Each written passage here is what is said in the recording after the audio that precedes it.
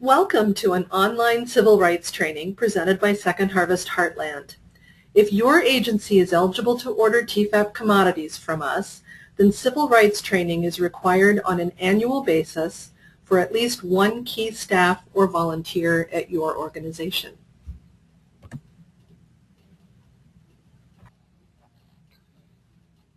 If you would like more detailed information on the federal requirements for civil rights training for organizations that receive federal assistance through the USDA, you can find it in the document that is referenced on this page, the Food and Nutrition Service Circular number 113-1. The web link is included on this page.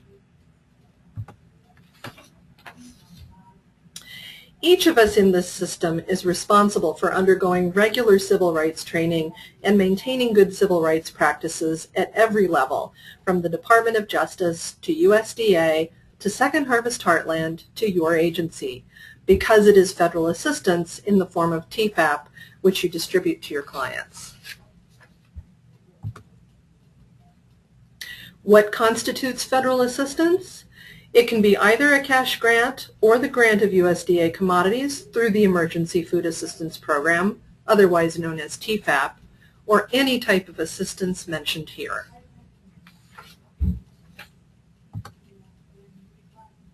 TFAP commodities constitute federal financial assistance. Acceptance of federal financial assistance requires the recipient of the assistance, no matter how minimal, to assure compliance with federal civil rights laws and requirements. So let's start with a scenario to better understand civil rights requirements associated with federal assistance. The Archdiocese of a city runs a number of different programs. It accepts federal funding and commodities to run the Commodity Supplemental Food Program. It also operates food pantries that are stocked and funded entirely by parish donations without federal commodities or other funding. Do the pantries have to adhere to federal civil rights rules? Yes. Your agency must follow civil rights requirements throughout your operation if you receive any federal assistance for any of your programs. And if your agency refuses to correct any identified civil rights violations, you could lose all forms of federal assistance from any agency. However, at Second Harvest Heartland, our goal is always to work with you to correct any problems that may arise. Here are the main goals for establishing good civil rights practices. We understand that federal requirements can sometimes feel burdensome, but at a basic level they are designed to ensure fairness and reduce barriers that some people may face in trying to access food assistance. It is also very important to ensure that your clients understand their rights when using your program.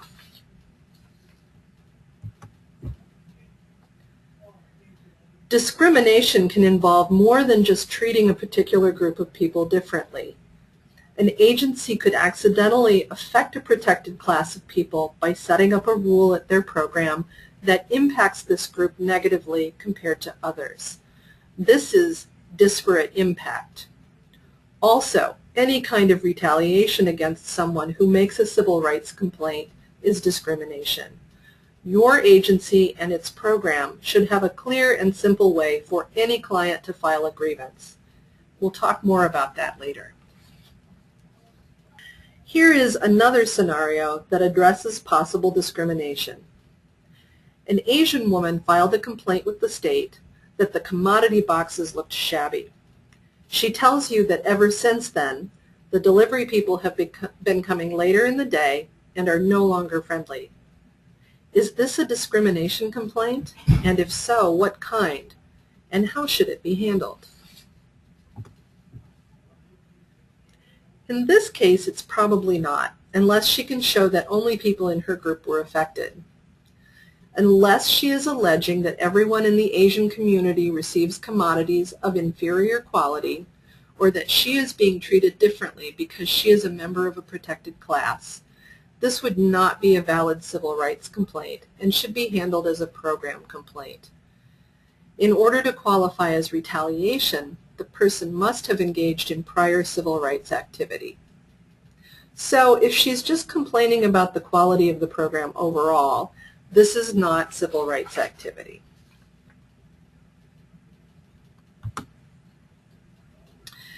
If her complaint about shabby boxes alleged that she received them because she was being singled out for bad treatment because of her race, color, national origin, age, sex, or disability, or that members of her community received shabby boxes while others received something better, that would not qualify as prior civil rights activity. While part of civil rights includes providing good customer service, failure to do so, unless it is related to a protected class, does not qualify as a civil rights complaint.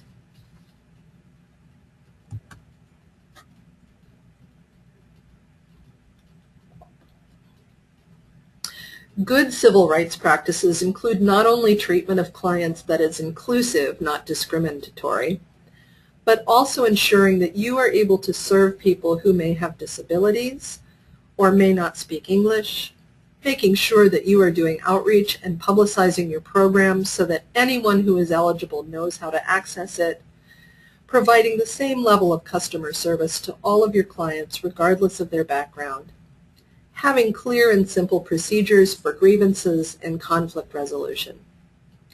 Second Harvest Heartland is also required to treat agency partners fairly, and there are specific rules to accommodate partnerships with religious organizations. More on that in a moment.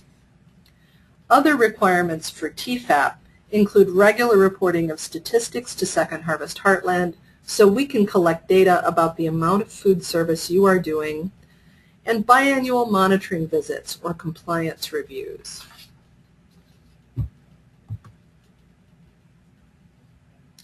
Working with people with limited English proficiency can be especially challenging for a small, volunteer-run organization with tight resources.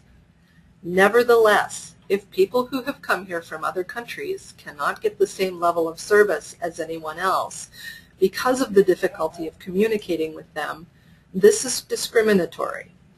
The burden is on us to provide the service and accommodation they need so they can receive food assistance like anyone else. We will discuss some ways in which you can accommodate these clients. In creating a plan to serve limited English proficiency clients, think about which groups you are typically serving. For example, are you serving an increasing number of Somali clients, Spanish speakers? What type of information do they need the most? Are they coming to your food shelf where they will need to read and sign forms that would best be presented in their own language? What resources do you have available to accommodate these clients? Do you have volunteers who can provide interpreting or translation of documents? Remember, you are expected to find a way to accommodate these clients, even if you do not have a large budget to do so.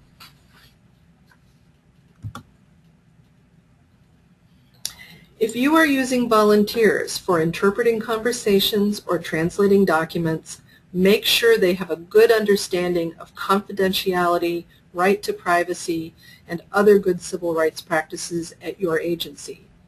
Do not use children as interpreters. They may not have the vocabulary to explain something like lactose intolerance, or their parent may want to tell you something they are not comfortable with their children hearing, such as, I need you to give me some feminine hygiene products. Guidance on creating a limited English proficiency plan can be found on the website listed here. You may also be able to find additional resources by asking your account specialist at Second Harvest Heartland. Here is a scenario about dealing with non-English speakers. In order to ensure that there are interpreters available, a food pantry wants to mandate that all Ukrainian-speaking participants be served on the second Friday of each month. Is this allowable, since the intent is to provide good service and not to discriminate? This would not be allowable because it is a form of segregation based on national origin. the pantry needs to accommodate people whenever they need assistance. The pantry could advertise days on which it has interpreters on site, but people who speak a particular language cannot be required to come only on certain days. People with disabilities should also be able to access your programs like anyone else. We recommend you keep a written plan for how your agency will accommodate disabilities. If you need a template, your Second Harvest Heartland account specialist can provide you with one.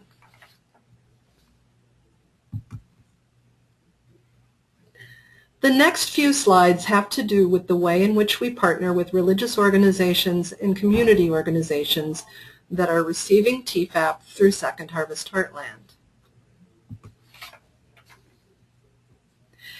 At Second Harvest Heartland, we should be treating all our agency partners fairly, including the many, many faith-based organizations, that's what FBO stands for, who are our partners.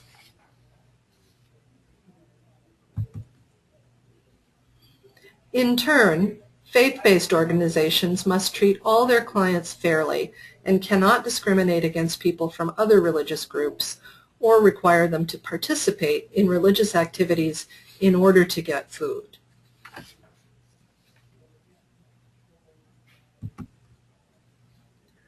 There's always an exception to the rule, of course, but this one applies only to schools and school lunch programs.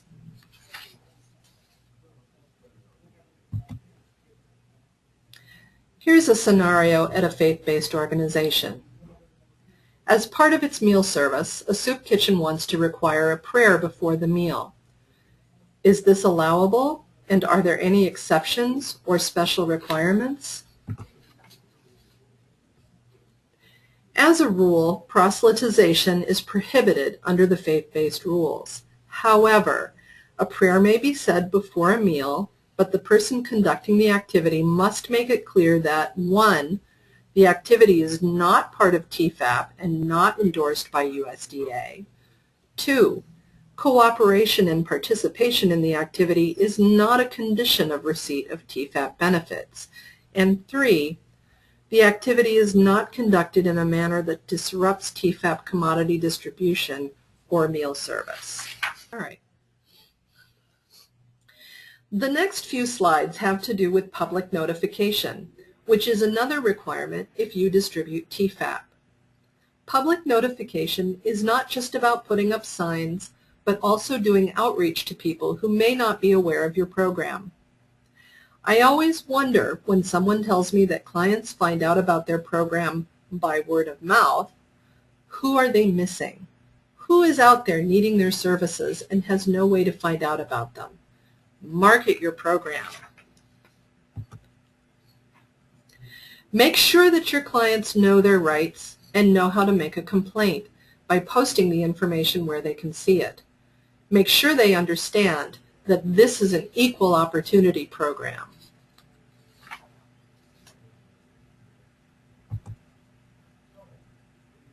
More and more, Second Harvest Heartland is looking at who is underserved in our communities.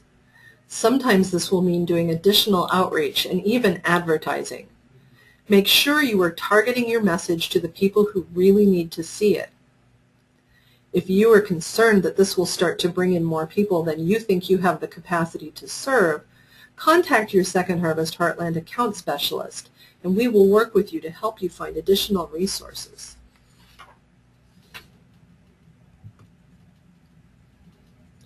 Here is the non-discrimination statement that should be used in your written or published materials in most cases.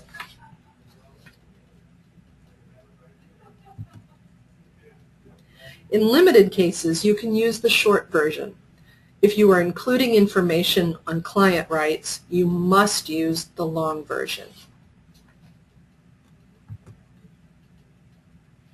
It should be used on websites.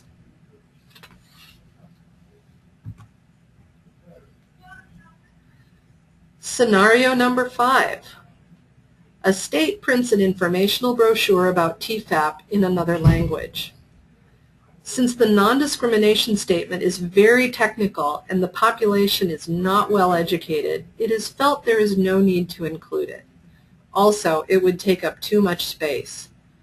Is this decision correct? Why or why not?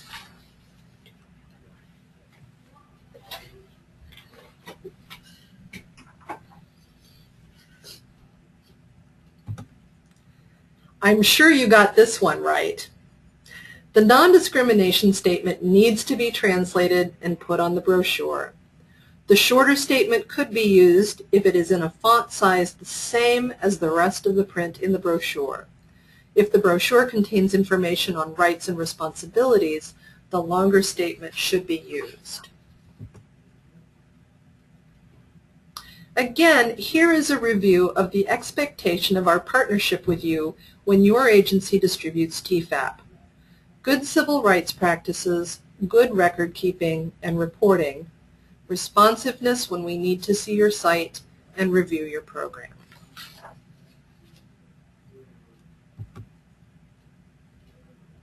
So who needs to have civil rights training? Staff or key volunteers who are administering the program. Staff and volunteers who are interacting with clients.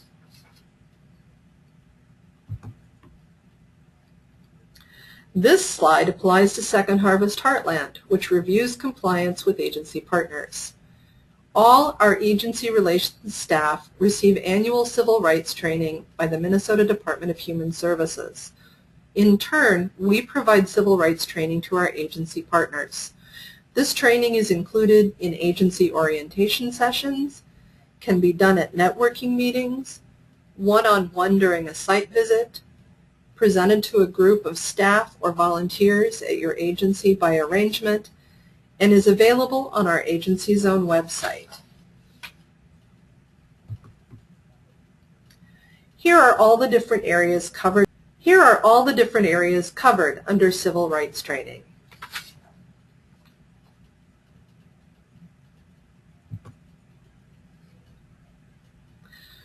So why do we ask you to train all your volunteers? And does every volunteer at your agency need civil rights training? Most of the people who work with a local TFAP site are volunteers. Do they need to be trained? And if so, why do they need to know about compliance review techniques and data collection? Frontline volunteers, that is, those who interact directly with clients, must have annual civil rights training, and they should at least be aware that your agency undergoes biannual reviews, collects specific data, and reports that to Second Harvest Heartland and others.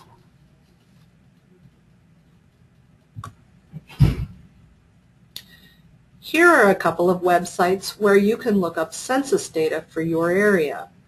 I would also encourage you to look at the community close-up data that was gathered by Hunger Free Minnesota to show areas where there are still gaps in emergency food service. In other words, where families are still missing meals on a regular basis. Your account specialist can help you locate this information.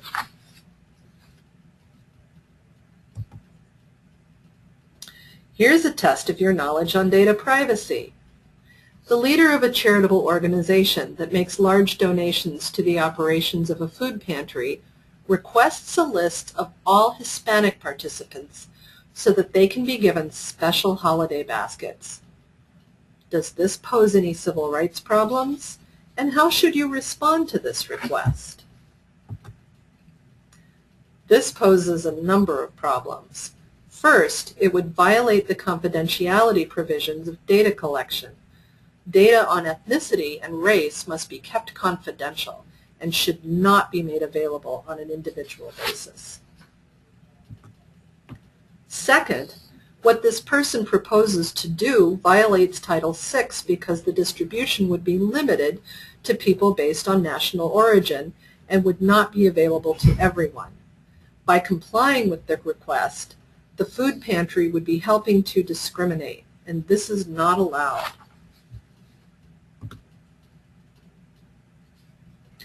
Second Harvest Heartland will conduct a site visit prior to an agency getting authorization for TFAP. And then we'll do biannual compliance reviews of all our partners who distribute TFAP. In addition, staff at the Minnesota Department of Human Services Office of Economic Opportunity will visit a certain portion of TFAP sites on an annual basis. If they have scheduled a visit to your program and you need or want assistance in preparing for their visit, feel free to contact your Second Harvest Heartland account specialist for help in reviewing TFAP requirements or accessing resources like forms and templates.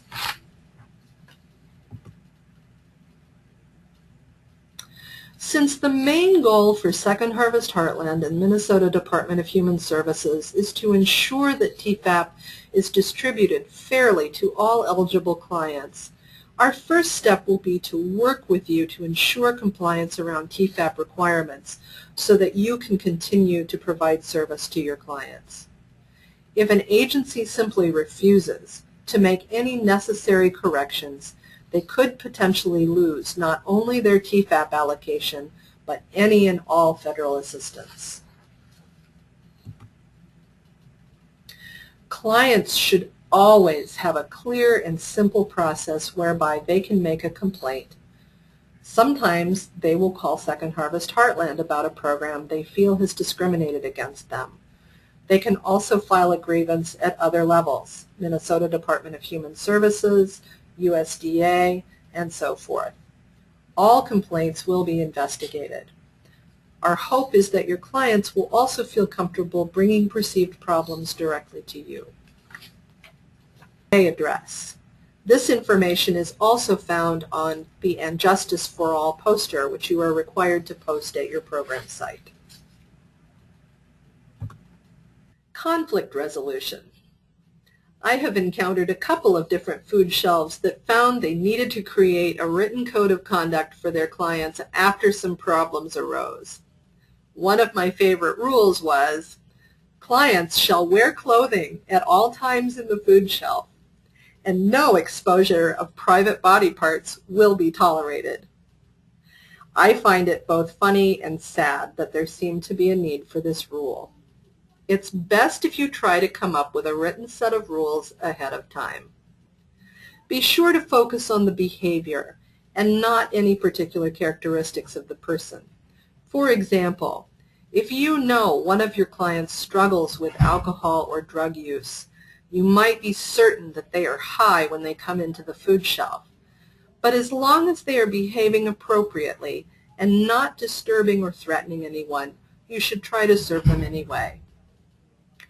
On the other hand, if you ever feel your personal safety or the safety of any of your clients, staff, or volunteers is threatened by someone's behavior, you are fully entitled to make them leave the premises or even call the police if the situation calls for it. Here's another scenario. Someone comes to the food pantry smelling of alcohol and speaks in a loud voice using language laced with profanities. You ask security to remove this person from the premises, and the person accuses you of discrimination and threatens to complain. What should you do? Ideally, you would have a policy that outlines unacceptable behavior and penalties, and you ensure that it is enforced uniformly. You could give the person a copy of the policy and also provide information on how to file a complaint. If you cannot safely give them the information at the time, try to get it to them as soon as possible or provide it to a family member who can give it to them. Your rules, code of conduct, or policies should be posted along with the grievance procedure where clients can see them. Here are some tips for good customer service and conflict resolution. The last two are my favorites. Sometimes just saying "I'm sorry" goes a long way, even if you have been running your program fairly and as best you can. It can help people to know you are sympathetic to their concerns. And let them have the last word in the discussion. It's okay if they want to say, "Well, I still wish you would get the name brand cereal instead. I just don't like the generic stuff." And now, as your humble narrator, I actually do get to have the last word. I hope you have found this information useful. If you have any additional questions about civil rights or other aspects of your partnership with Second Harvest Heartland, you can contact your account specialist and they will be happy to help you.